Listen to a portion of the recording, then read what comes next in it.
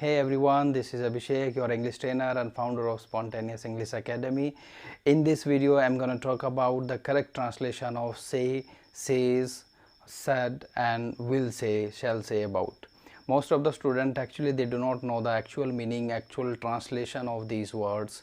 One day, actually what happened, I asked a student about the meaning of these words and he got completely confused there.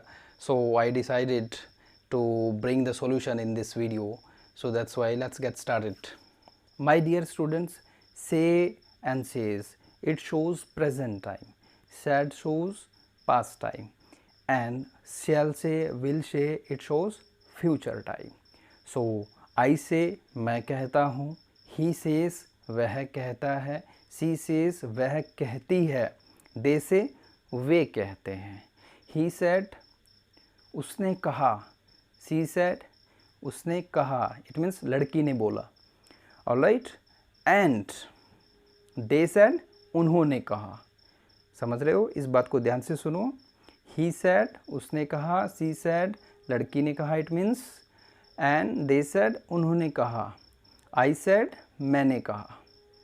अगर हम will और shall का use कर लेते हैं इसके साथ, first form of the verb के साथ, तो इसको हम फ्यूचर में शिफ्ट कर देंगे. आई विल से, मैं कहूँगा, आई शैल से, मैं कहूँगा, आई शैल say that, I shell say that, मैं कहूँगा कि, शी विल से दैट, वह कहेगी कि, दे विल से दैट, वे कहेंगे कि. ऑलराइट, तो आई से प्रेजेंट को डिनोट करता है. ट्रांसलेशन होती है मैं कहता हूँ. आई सेड, मैंने कहा, पास्ट में चला जाएगा. आई विल से, मैं कहूँगा, फ्यूचर में आ जाएगा.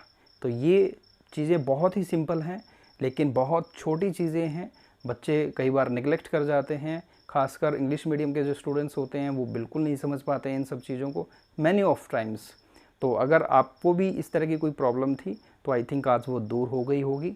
अगर आपको ये वीडियो अच्छा लगा तो लाइक, शेयर एंड सब्सक्राइब ज़रूर करें. Thank you very much. Keep supporting.